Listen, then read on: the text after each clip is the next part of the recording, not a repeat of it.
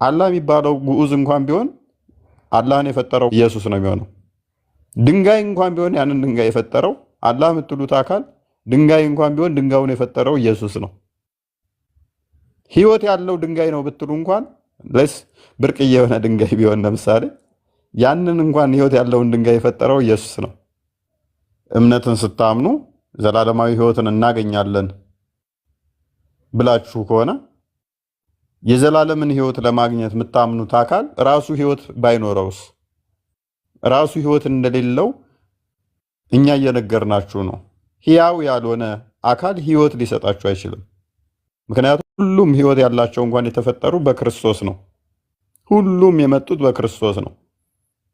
ከክርስቶስ ውጭ የሆነ አንዳች ነገር የለም። ዮሐንስ 1:3 ላይ እንደሚናገረው ሁሉ በእርሱ ሆኗል፣ ከሆነውም አንዳች እንኳ ያለ እርሱ የለም ይላል። ሁሉ በእርሱ ሆኗል፣ ያለ እርሱ አንዳች የሆነ የለም ስለሚል አይ አላህን የፈጠረው መሐመድ ነው የምትሉን፣ መሐመድን የፈጠረው ደግሞ ኢየሱስ ነው። አይ አላህ የሚባል አካል የለም ፊክሽናል ነው። ልክ ደራሲዎች መጽሐፋቸው ላይ እንደ ፊክሽን እንደሚጽፉት እነዛ ፊክሽን ነው። አላህ ህይወት የለውም፣ ዛትም አካልም የለውም፣ በምዕናብ የተፈጠረ እንደዚሁ ካራክተር ነው ብትሉን፣ ይህንን የፈጠረው ደግሞ መሐመድ ነው ብትሉን፣ መሐመድን የፈጠረው ኢየሱስ ነው። ኢየሱስ ደግሞ ሕያው አምላክ ነው። ለዚህም ነው ዮሐንስ ወንጌል ምዕራፍ 11 ላይ ቁጥር 25 ላይ የሚያምንብኝ ቢሞት እንኳን ሕያው ይሆናል፣ ሕያው የሆነ ለዘላለም አይሞትም ይላል። በእርሱ ማመን በራሱ ሕያውነትን ይሰጣል።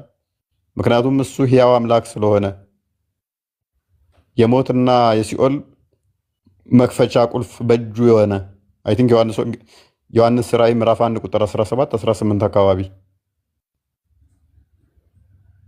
ሕያውነትን መስጠት የሚችል ሕያው የሆነ አካል ነው። ሙት የሆነ ሕያውነት የሌለው እናንተን ሕያው ሊያደርግ አይችልም ወገኖቼ። አምላካችሁ ሕያው አይደለም። እርሱ ሕያው ሳይሆን እናንተን ሕያው ሊያደርግ አይችልም። ኖ አምላካችን ሕያው ነው የምትሉ ከሆነ በምንድን ነው እሱ የምታረጋግጡልን? መሐመድ የነገራችሁን ተረት ተረት ብቻ ዛችሁ አትሊስት አንድ ሴት ዘሞተኝ ስትሉ እንኳን እንደ እስልምና አስተምሮ የህጋችሁ መጽሐፍ ላይ ባልሳሳት 637 ላይ ምንድን ነው የሚለው? ሸሪያችሁ ህግ ላይ 4 ሰዎች መሆን አለባቸው መመስከር ያለባቸው። 4 ወንዶች ሊትራሊ በአይናቸው ማየት አለባቸው መርፌና ክር ሲሆኑ ይላል። አንድ ሰው ተደፍራ ወይም ግንኙነት ስታደርግ እሱን ወይን እሷን ወንጀለኛ ለማለት 4 ወንዶች በአይናቸው በብረቱ ማየት አለባቸው ይላል። ለአንዲት ሴት ለአንድ ወንድ ይህን ያህል ምስክር ካስፈለገ፣ ይህን ያህል ታማኝ ለመሆን መረጃ ከተጠየቀበት፣ አምላክ ብለህ የዘላለም ህይወትን ይሰጠኛል ብለህ ለምትከተለው አካል እንዴት ምስክሮችን አትጠይቅም? እንዴት አንድ ሰው የነገረህን ተረት ተረት ብቻ ሰምተህ ትከተላለህ? ገንዘብ ጠፍቶ ገንዘቡ ለጠፋው ነገር እከሌ ነው የሰረቀው ቢባል እከሌ ለመስረቁ ምስክሮች 3-4 የምጠራ ሰውዬ እንዴት አምላክ ብለህ በቢሊየን የምትከተለውን አንድ ሰው የነገረህን አሜን ብለህ ትቀበላለህ? ያ ይመለካል የተባለው አካል ትንፍሽ ብሎ ሳያቅ አንዲት ትንፋሽ ሳያወጣ በህይወት መኖሩ ሳይታወቅ እንዴት አንድ ሰው የነገረህን ሰምተህ ትከተላለህ? እንዴት ህይወትህን እሱ ላይ ትመሰርታለህ? አለ ህይወት አለው ብሎ ቢልህስ እንዴት ታምነዋለህ? ብቻውን ምስክር፣ ሌላ ምስክር ሳይቆጥር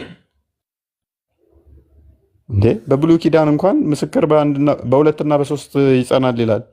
ለተራው ህግ እንኳን ማለት ነው። እንዴት! ኧረ እንዴት!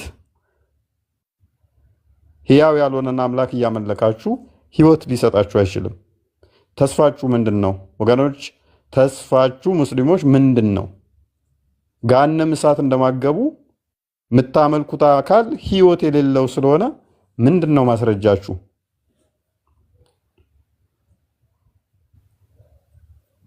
ህይወት እንዳለው ሳታውቁ ለምን ትከተሉታላችሁ? አላህ አንድ ቀንም ተንፍሶ አያውቅም። አንድ ቀንም ተናግሮ አያውቅም። ህይወት ከሌለው ደግሞ ሙት ነው። ሙት የሆነ ደግሞ ህይወት ሊሰጥ አይችልም። ልብ በሉ። አላህ ቃል አለው ካሉ ቃሉ ምንድን ነው? እኛ ፈጣሪ ቃል አለው ብለን እናምናለን። ቃሉን ልጅ ብለን እንጠራለን።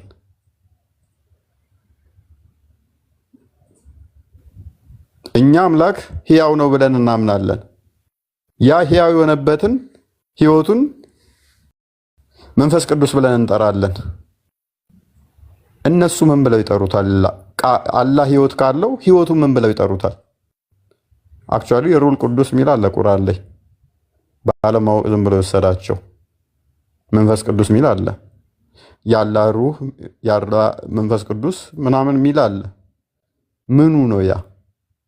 ራሱ ያ ወደ መርየም ጋም ሲመጣ አካል እንዳለው በሰው መልክ እንደሚመጣ ልጅ እንደሚሰጥ ጌታ እንደሚባል ይናገራል ቁርአኑ።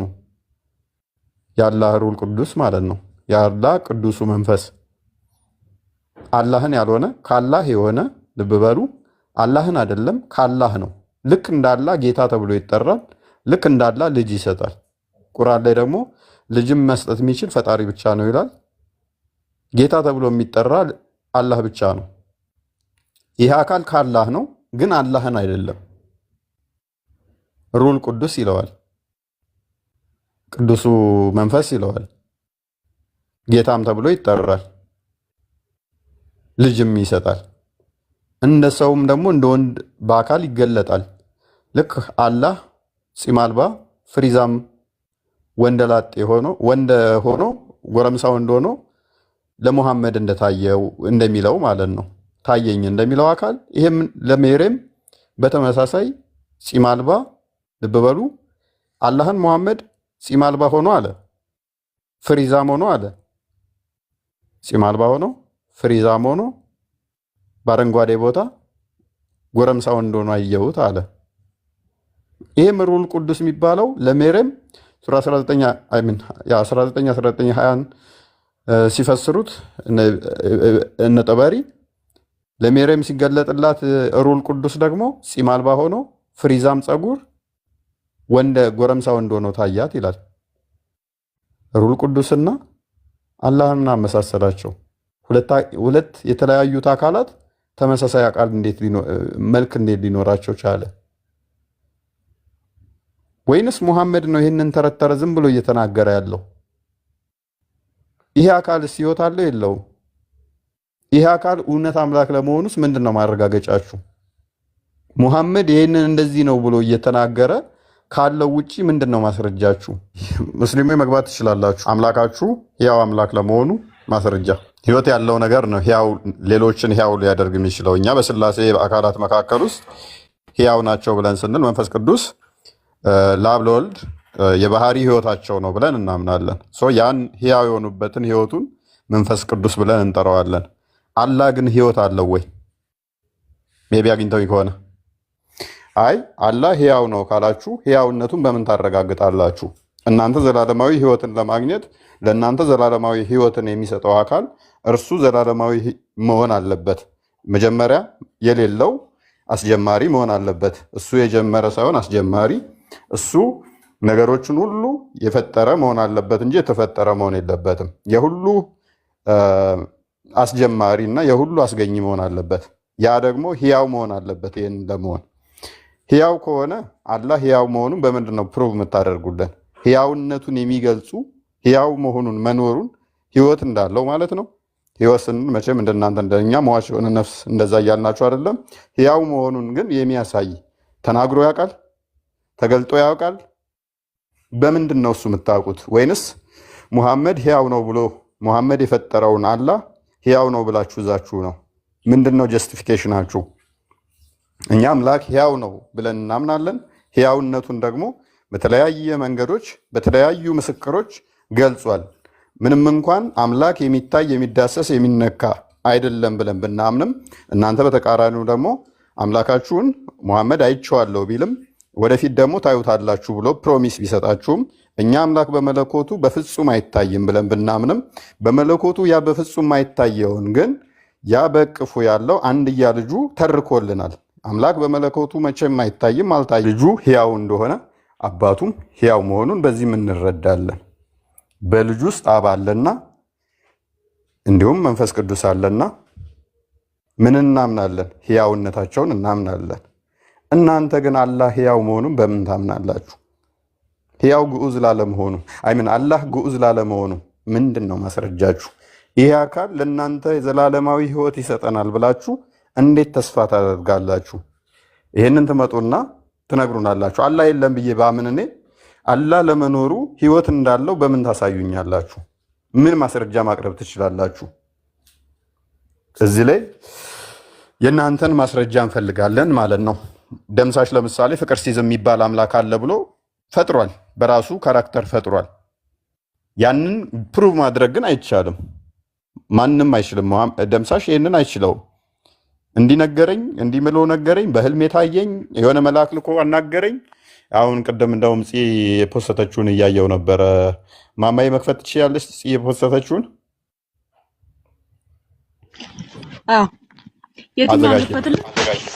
ስለ ደምሳሽ ወደ እስራኤል ሄደውን እና እንደዛ ከዛ ከመሐመድ የተናገረውን አይነት ደምሳሽ እየተናገረ ነው። ስለ አምላክ ካራክተሮችን ራሱ ፈጥሮ እንደዚህ ነው እንደዛ ነው ብሎ እያወራ ነው። ይህንን ደግሞ ዲስፕሩቭ ልታደርገው በምን ትችላለህ? ማስረጃ በመጠየቅ ነው ሊሆን ይችላል። ማስረጃ ስትጠይቀው ግን ለአንተ ለሙስሊሙ አይሰራም። ምክንያቱም እሱን ዲስፕሩቭ አደርጋለሁ ብለህ የሄድክበት መንገድ ሁሉ ሙሐመድ ላይ ስለሚሆን ማለት ነው። ሙሐመድ የሆነ ሌሊት ተነስቼ ሰማይ ሄጄ እንደዚህ መጥቼ በግመል በፈረስ በቡራቅ ተቀምጬ ምናምን ብሏል። ደምሳሽም እንደዛ ቢል በምን ዲስፕሩቭ ታደርገዋለህ?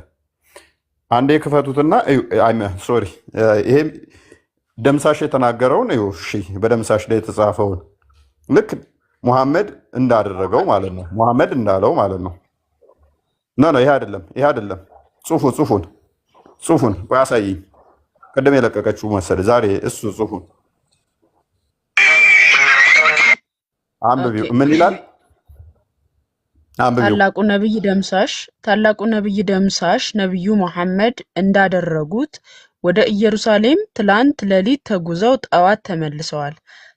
ትራንስፖርታቸውም ክንፍ ባላት ግመል መሰል እንስሳ ሲሆን እዛም ደርሰው በፍልስጤምና በእስራኤል ጉዳይ መክረዋል። ጦርነቱ በአስቸኳይ እንዲቆም በፍቅር አምላክ ስም ምንድነው ፑፍ ነው ኦፍ የሚለው ማለት ነው ፑፍ ብለው ኔታንያሁን እና ሐማስን አስጠንቅቀዋል። በቀጣይ ደግሞ በዘንዶ ተጭነው የአሜሪካውን እና የኢራኑን አያቶላ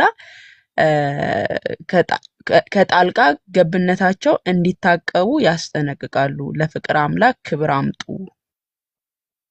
የደምሳሽ ክብር ለደምሳሽ ይላሉ። ከዛ ተከታዮቹ እንግዲህ ይህንኛው ደምሳሽም ልክ እንደ ሙሐመድ የሆነ ሌሊት ተኝቶ አደረ። ጠዋት ሲነሳ በሰማይ ደርሼ እንደዚህ ብዬ በቡራቅ ተቀምጬ እጅ ያደርኩኝ አለ።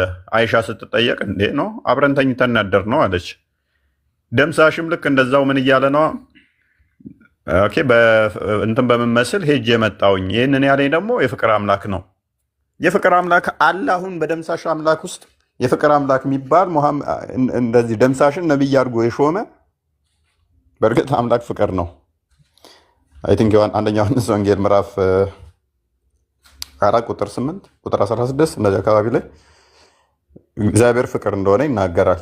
ነገር ግን ደምሳሽ የቀረጸው ደግሞ በሱ ጭንቅላት የፈጠረው ደምሳሽን ነብይ አድርጎ የሾመው ከዛ ወደ ኢየሩሳሌም ወሰድኩት የሚለው አይነት ካራክተር ያለው ይሄ አምላክ ብሎ የሰየመው የደምሳሽ ውጤት የደምሳሽ ጭንቅላት ፈጠራ ነው። ደምሳሽ ፍቅር ሲዝም የሚባልን አምላክ ፈጠረ። ያ አምላክ ደግሞ ደምሳሽን እንደፈጠረ አድርጎ መጽሐፍ ውስጥ ጻፈው። ሰዎችን እንደፈጠረ አድርጎ ፈጠረው ጻፈው ማለት ነው። ከዛ በኋላ የሚመጡ ሰዎች ይህን አካል ይከተላሉ፣ ይህን ሰው ይከተላሉ። አምላካችሁ ማን ነው ሲባሉ ፍቅር ሲዝም፣ እምነታችሁ ፍቅር ሲዝም፣ አምላካችሁ ፍቅር የሚባል ነብያችሁ ደምሳሽ የመጨረሻው ነብይ። ማስረጃችሁ ምንድን ነው? የፍቅር ሲዝም መጽሐፍ ውስጥ የተጻፈው አምላኩ ይሄ ፍቅር ሲዝም የሚባለውን ሃይማኖት የመሰረተ አምላክ ማን ነው? እሱ ይኸው ፍቅር የሚባል ማስረጃችሁ ምንድን ነው? ይኸው መጽሐፍ ውስጥ። ይሄንንማ ደምሳሽን የነገራችሁ ነው። ደምሳሽ ከራሱ አይናገርም። ማስረጃችሁ ምንድነው? ይሄው መጽሐፍ ውስጥ ተጽፏል። እሱን የማይነገራችሁ ደምሳሽ ነው። ደምሳሽ ከራሱ አይናገርም። መልአክ ልኮ ፍቅር ሲዝም እሱ ነው የነገረው።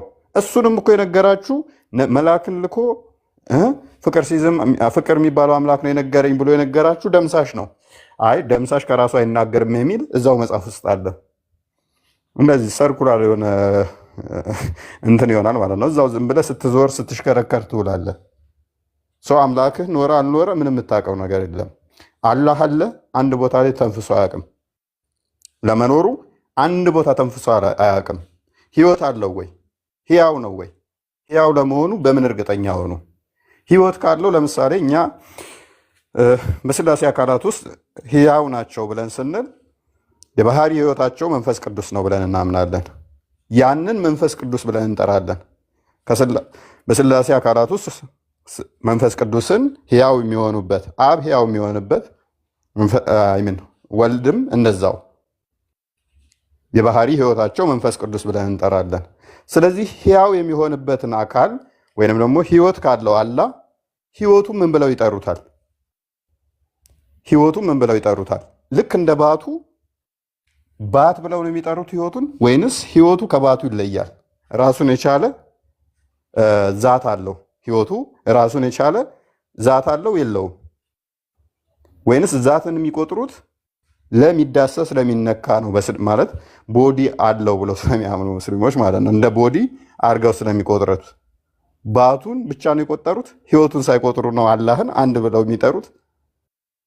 ህይወቱን ከቆጠሩ ደግሞ ኦኬ ባቱ ህይወቱ ስላልሆነ ህይወቱ ባቱ ስላልሆነ ባቱ አንድ ህይወቱ አንድ ሁለት ነገር አለ ማለት ነው። ይሄንንስ እንዴት ይረዱታል? ይሄንንስ እንዴት ታዩታላችሁ ሙስሊሞች? እና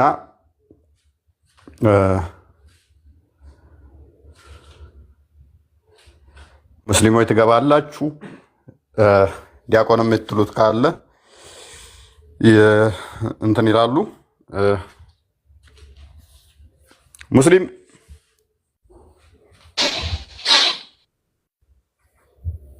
ሙስሊም ይሰማል? ሙስሊም አለ?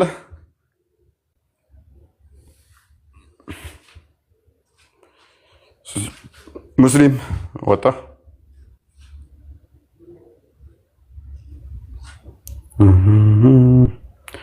ኦልራይት ዲያቆን የሚሉት አለ እዚህ ላይ?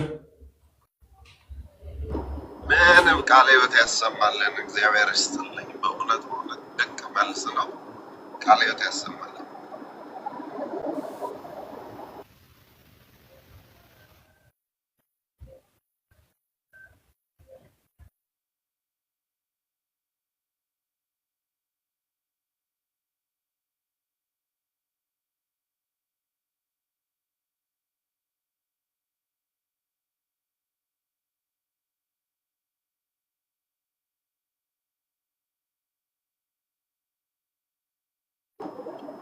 ሙስሊሞች ብትታደሉና ገብታችሁ ብትማሩ በጣም ጥሩ ነው። በእውነት ይሄ የጥላቻ አይደለም ወይ እንትን አይደለም እና እናንተን ለማትረፍ ነው። ወደዚህ ብርሃን ወደዚህ እረፍት እውነት ወደሆነ ጌታ ለማምጣት ነውና ተወዛግበው ከሚያወዛግቧችሁ እዚህ ብትመጡና እውነቱን ብትሰሙ ብትማሩ ትጠቀማላችሁና አትፍሩ። መናገር እንኳን ካልፈለጋችሁ ኑና እኔ መማር ነው የምፈልገው ልከራከር ወይ እንትን መልስ ልሰጥ አቅም የለኝም፣ ግን መማር እፈልጋለሁ።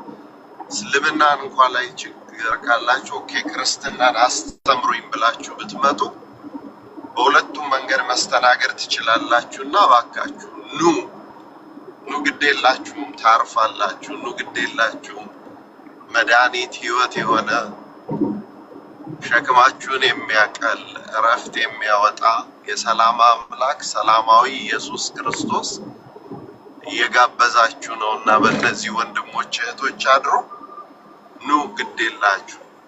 መከራከር እንኳን ባትችሉ መማር ትችላላችሁ። ክርስትና ላይ የፈለጋችሁትን መጠየቅ ትችላላችሁ፣ ማወቅ ትችላላችሁ እና ወደዚህ እንድትመጡ አደራ እንላለን ለማለት ያህል።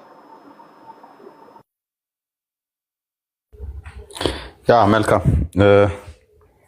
እኛ ሕያው አምላክ ነው የምናመልከው ስንል እንዲሁ ከሜዳ ተነስተን ሳይሆን ራሱን በተደጋጋሚ በተለያየ ጊዜ ለተለያዩ ነቢያት ራሱን የገለጸ አምላክ ስለምናመልክ ነው።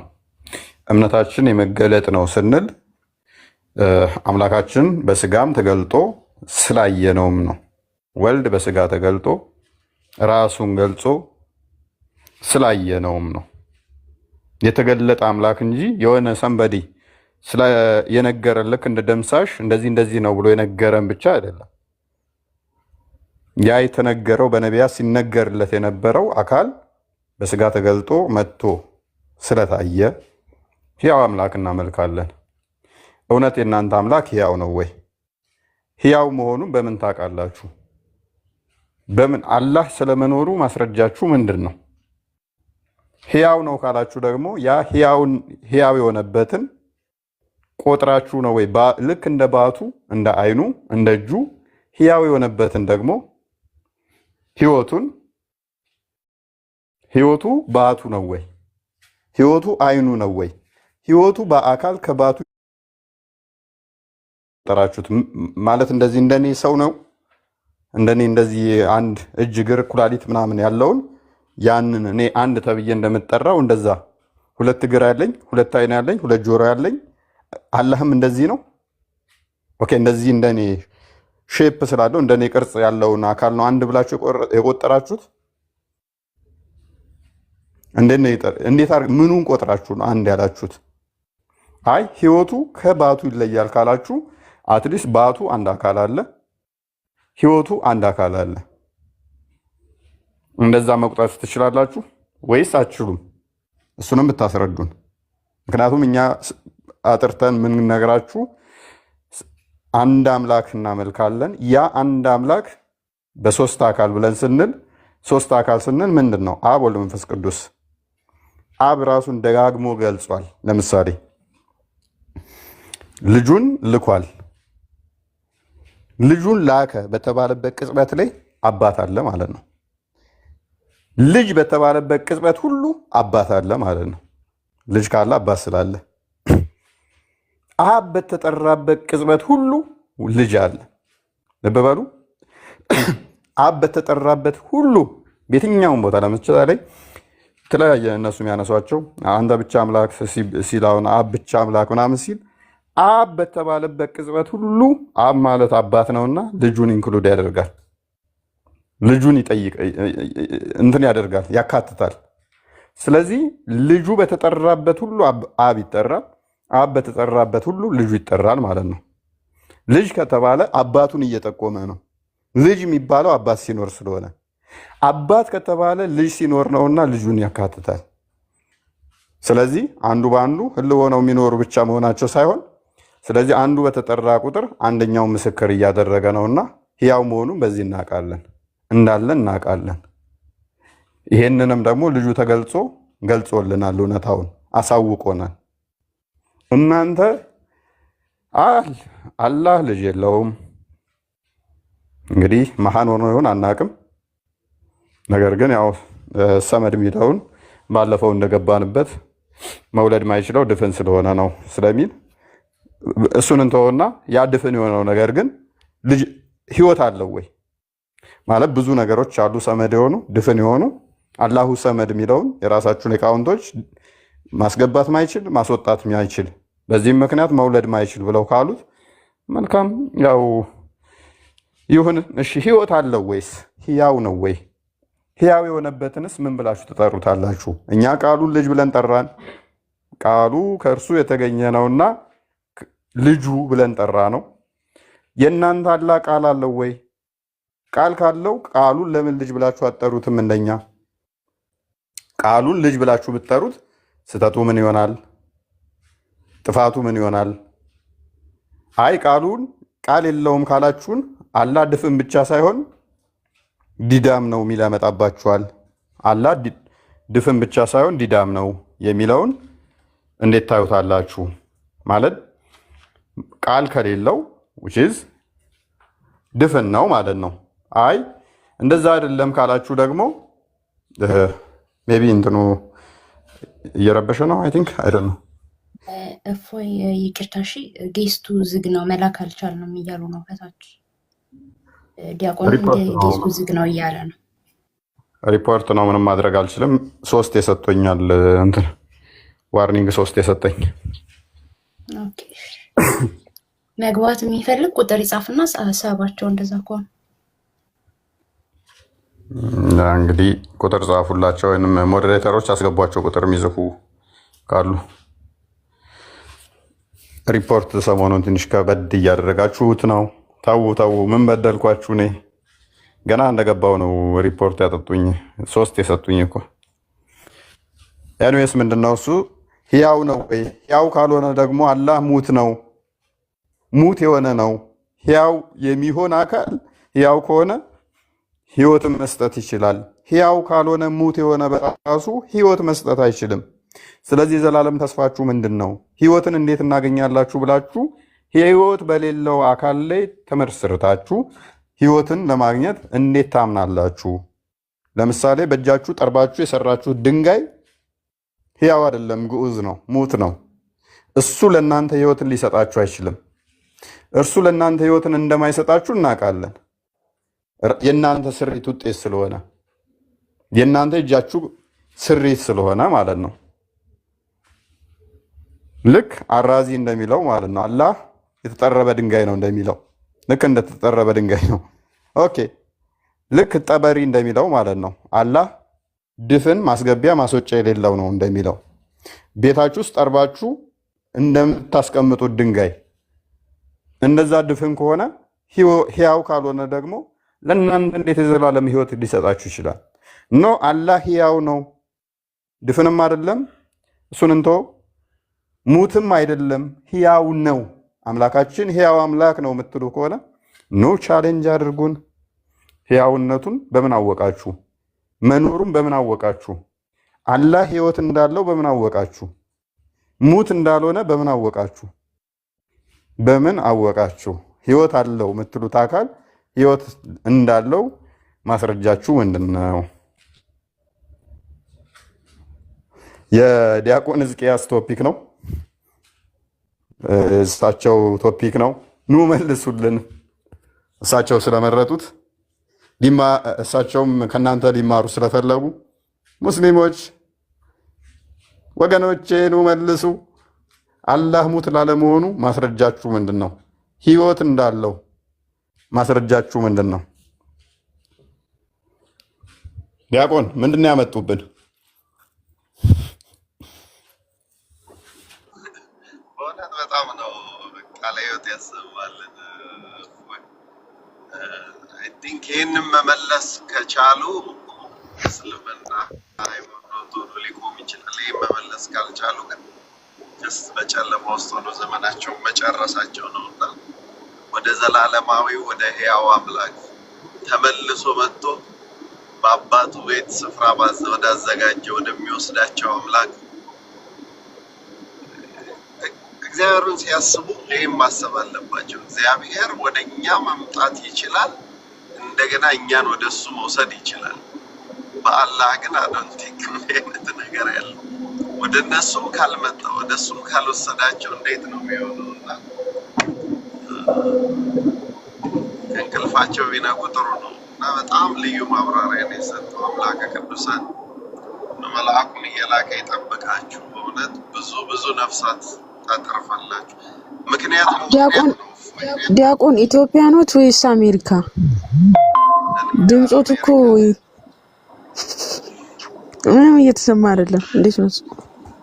የሆነ ያለንበት አዲስ መንደር ነው እና ገና እንደናንተ ኔትወርክ እየተበደረ ካለሁበት ኤሪያ ወጣ ስለምለው ወደ ስራ ሲሄድ አበድርኝ እስቲ ማማዬ ሀትስፓት ላኪልኝ።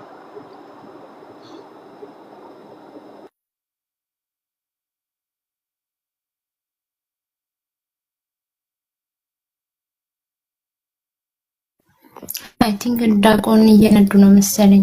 እየነዱ ነው የሚያወሩት ዲያቆን። ለዛም ነው። እሺ መልካም። አይ ቲንክ አሁን ይሻላል። አሁን ደህና ይሰማል። ኦኬ በጣም ጥሩ። አይ ቲንክ እንትኑ ነው ስፒከሩ ነው መሰለኝ። እና በእውነት አይን ኦፍ ወይ ብዙ ቻሌንጅ አለው፣ ግን መልአኩን እየላከ እግዚአብሔር እንዲጠብቃችሁ ጸሎቴ ነው። በጣም አንዳንዴ ቀስ ብሎ የጀመረ ነገር ነው። በኋላ ላይ እንደ ቅዱስ ጳውሎስ አገልግሎት ግልብጥ ብሎ ምን እናድርግ እንደሚሉ አትጠራጠር፣ ይመጣሉና እንግዲህ ለእስልምና ያለን ጥሪ ያለ ወደ እናንተ መምጣት ካልቻለ እናንተንም መውሰድ ካልቻለ መምጣትም መሄድም ሁሉም ማድረግ የሚችለው ለአብርሃም እንዳለው ለእግዚአብሔር የሚሳነው ነገር የለም ሲለው አሜን እንዳለ ለእመቤታችንም መልአኩ እንደነገራት ኤርምያስም ላይ ትንቢተ ኤርምያስ ላይ እንደዚህ ብሏል። ለእናንተ የማስባትን ሀሳብ እኔ ያውቃለሁና ተስፋ እና ፍጻሜ ልሰጣችሁ ነው ስላለ ተስፋ ወዳለበት ፍጻሜ ወዳለበት ብትመጡ በጣም ነው ደስ የሚለን እንጂ አሁን እንግዲህ እነ እፎይ ፊት እስልምና መጥቀስ ባይቻልም አልኮል ተከልክሎ በሰማይ አልኮል የሚፈቀድ ከሆነ በምድር የተከለከሉ ነገሮች በሰማይ የሚፈቀዱ ከሆነ እንደዚህ አይነቱ ነገርስ እንዴት ያዋጣልና ህይወት ወዳለው ጌታ እንድትመጡ ነው ጥሪያችን። ቃለ ሕይወት ያሰማልን። እፎይ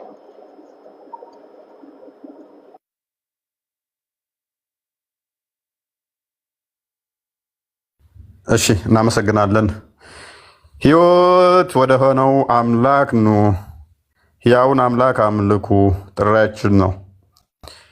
ስለ አምላክ እንወያይ ይላሉ ሙስሊሞች። ስለ አምላክ ግን ኑ ተወያዩ ሲባሉ ስለ አምላክ ምንም የሚያውቁት ነገር የለም። በነገራችን ላይ ምንም ማለት ነው።